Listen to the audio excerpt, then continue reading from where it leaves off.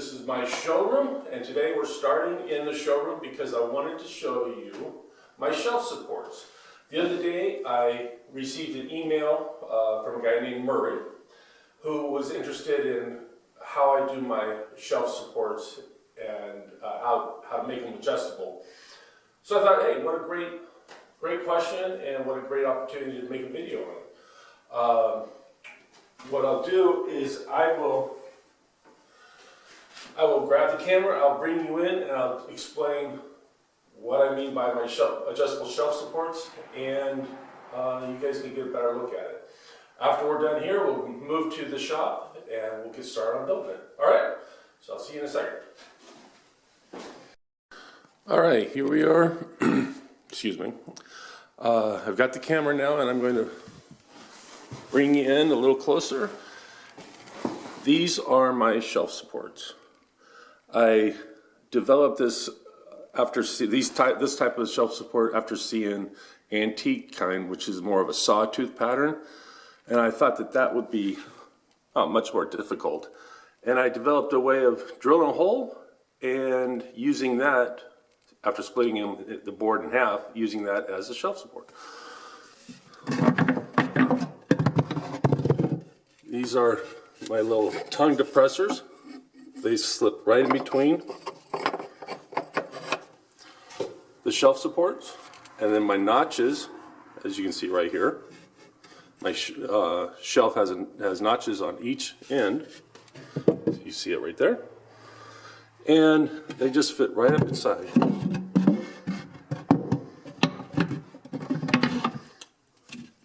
Now, this is rock solid, and now anywhere I want within the holes, I can set these shelves in. Lots of versatility. So, all right, we'll go up to the shop and start building these things. I'll see you in a minute. Hello, welcome back to the shop. This is the board that we're going to make our shelf supports out of. As you can see, this is about 3.5 inches, 3 3/4 of an inch wide by 1.5 inches thick. I just glued 2 3/4 of an inch thick boards together to get me, that will end up giving me 4 shelf supports. You will see that later on as the video goes on. I imagine some of this stuff is quite confusing at this point, but it will make sense later. I drew a mark in the middle. That's not critical, it didn't have to be exact in the middle. But I drew a line in the middle with my marking gauge, and then I measured over 1.25 inches from the center line over, and that's going to be, this is the board I want. That's how wide I want those shelf supports, is 1.25 inches. So there you go. That's what we have. Now what we need to do is we need to lay out our marks for where we want to drill our hole. We're going to use a 3/4 of an inch. We're going to use a 3/4 of an inch spade bit to make our holes, and then we'll just drill those. So first thing up, let's make this the bottom. In fact, we're going to write bottom right there on the board, and we'll measure up. I don't know. It's whatever you want to make it. These are adjustable shelves. You can make them any way you want. Let's make it 4 inches. All right, there we go. There's 4 inches, and we want to draw. That's the bottom of our hole. Let's go up 3/8 of an inch, and we'll make a mark there. So our hole will be kind of like that. Okay. Then let's come up here another 3. Okay. Let's have a space between each hole of 3/4 of an inch. All right.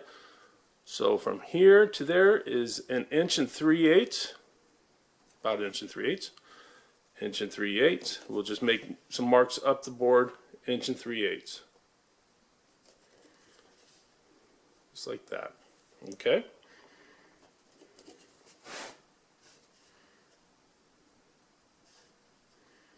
Yeah, I think that looked right. There we go. Okay, let's drill some holes. Okay, here we are at my drill press. I'm gonna drill a hole completely through, right where my marks are. All right, let's do this.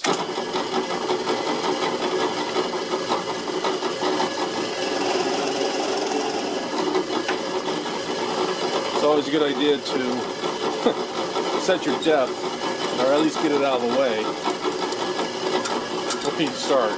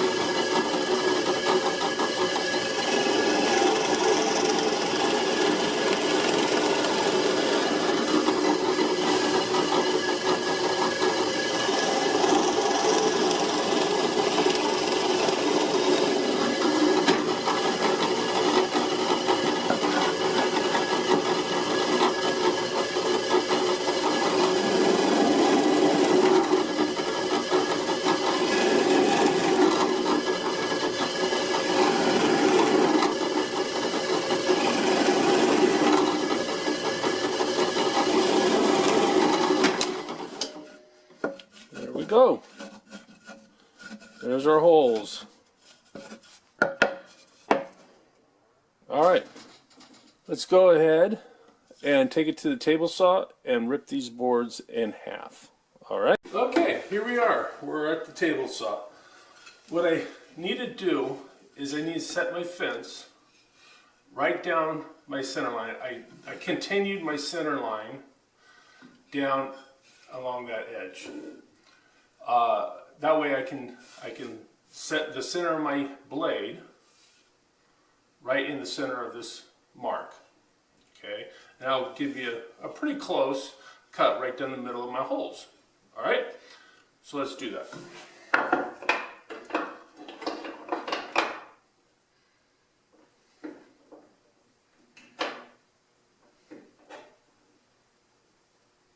That looks good, just like that. Okay, let's cut it.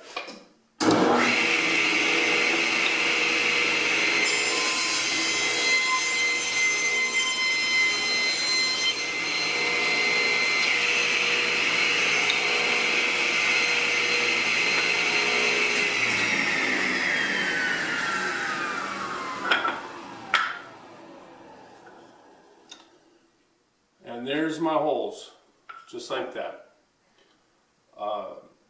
If I put them together, you can see they're a little misshapen. That's because I just took 1/8 of an inch out of the middle. But that's not going to be a problem. No big deal. Okay, let's go ahead and use a table saw to rip this board into 1 1/4 inch wide. All right? So we'll just set our fence at 1 1/4 inch. There we go.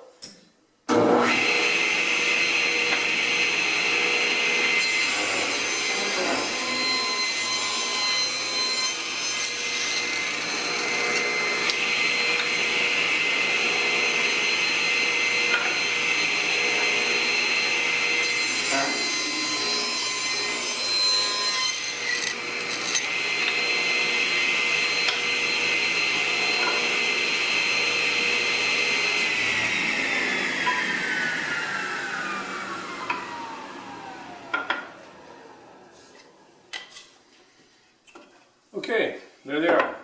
Exactly 1 1/4 inch. You can see my mark isn't quite right. Oh well.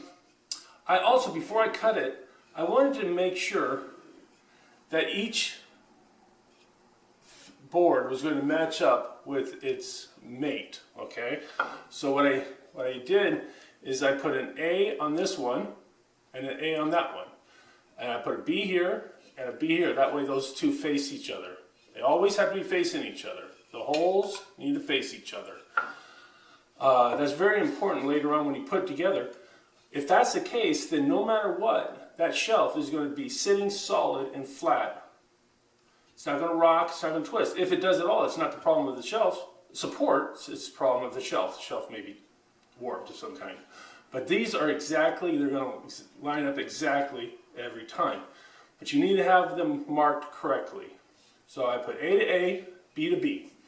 Okay? What we need to do now is we need to rip these things like this, split them in half. Okay? So let's do that.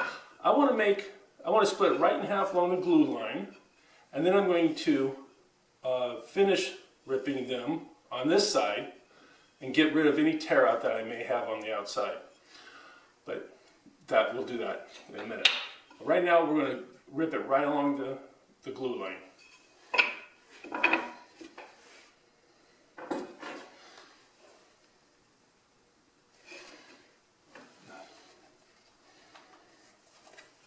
Mark it to see it a little better. There we go.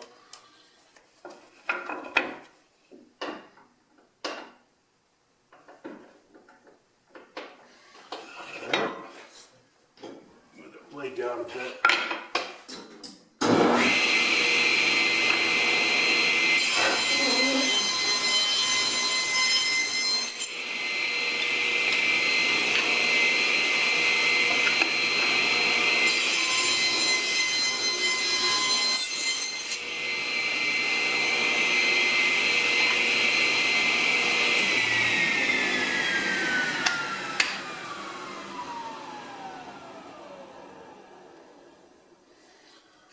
Okay, now that they're all individual pieces now, what I'm just going to do, I'm going to rip this outside face off to the final width I'm looking for here.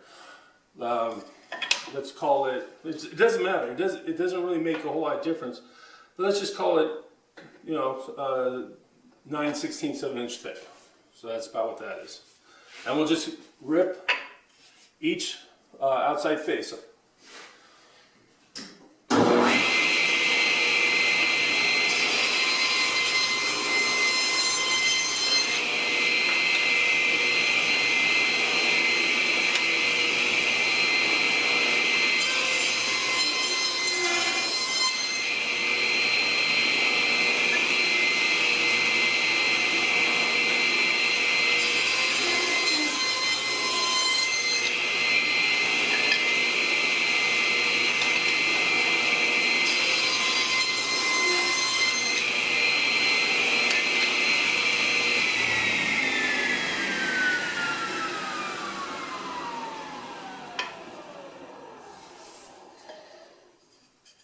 Okay, here's our boards. There we go. There's an A right here, and here's an A. That goes just like that. There's a B right here, and here's the B right here, just like that. Okay, now we have our shelf supports. What we have to do now is we have to get what I call the tongue depressors. I have to make that. Put two, actually depends on how many shelves you want. If you only have one shelf, you just would make one per side, so that would be two. If you have two shelves, you need four. Okay, they go from here to there. That's a simple matter of just getting a few other pieces of wood and cutting this shape right here into each end. We'll do that in a minute. All right. Okay, we're back at the bench here. I already made one of these tongue depressors. I've shaped it to fit inside the corresponding half of the hole. All I did was I just took this measurement, which is 3/4 of an inch, ripped a board to 3/4 of an inch, and it's also, I like to leave my tongue depressors just a little bit less thick than the uprights. I don't know why. It's just something I prefer. You can do whatever you want. then I went ahead and put this board on top of my tongue depressor and traced the profile I wanted. And I took a file and filed it. So I got this one to fit real well. They fit real well inside the hole. I'll use this as my template on this board. I've already drawn one of them, and I will draw the other side.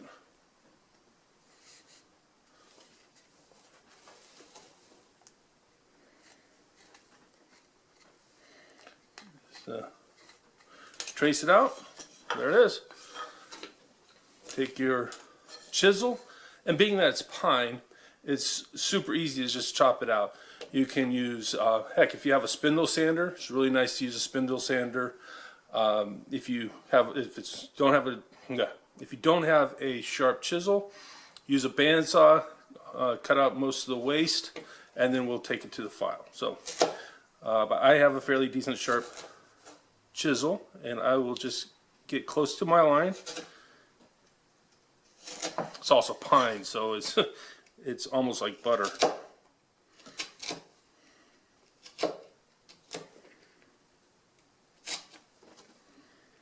All right. So it's rough. Now I'll just go ahead and take my file.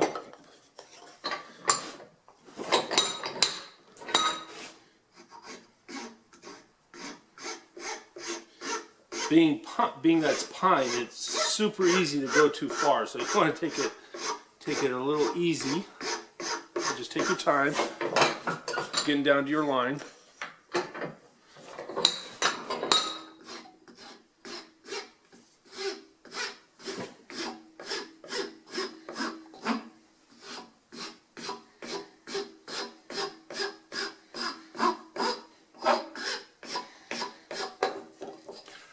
When you get close, if you think you're there, test fit it.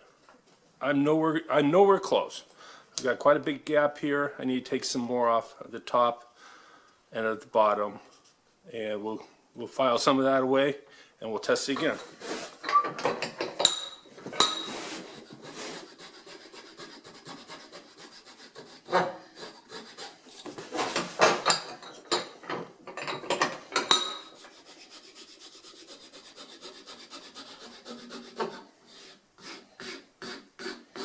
Okay, let's give it a test. That looks pretty good. Could still use a little bit on the side there. Get a little closer in.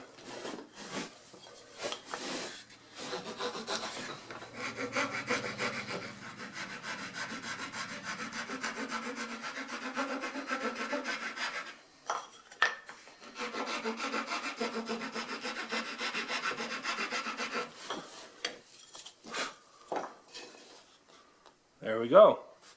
I think that looks pretty good. The inside, again being that it's pine, the hole is a little ragged. And if you were to use like maple or cherry or oak, it's a much cleaner cut. So, but if you're using pine, just give it a little sand there. And there we go. Look at that. That's pretty nice. Do it with the do it again on the other side, and you've got yourself your supports. This is the side. Pretend this is the side of your case, and your shelves are coming up vertical like that. There you go. This is the front of your shelf. This is towards the rear. This is the rear of the shelf. And your shelf comes up just like that. All right. You can, if you have a bookcase that's 6 feet long, well, then you have all these shelves all running into here, and it's an excellent way of supporting your shelves. It's super strong. It's super, well, it's super elegant. I get a lot of compliments on it, and that's nice. But it's also super easy. There's a process. You have to pay attention to the process so that everything is aligned just right. You can hardly go wrong. But make sure you mark everything out, and I really highly recommend labeling the top of each individual piece so that you can know B goes with B. This is B and this is B, so we'll go like this. Alright, well, that's that. I hope you enjoyed that, and I hope you learned something. If you have any questions, please send them to me, put them in the comment section, and I will do my best to answer it. If you like the video, hit like, of course, and if you aren't a subscriber, you know what to do. Push that subscribe button. Anyway, I will see you next time on the New Hampshire Woodshop. Thanks a lot. Bye.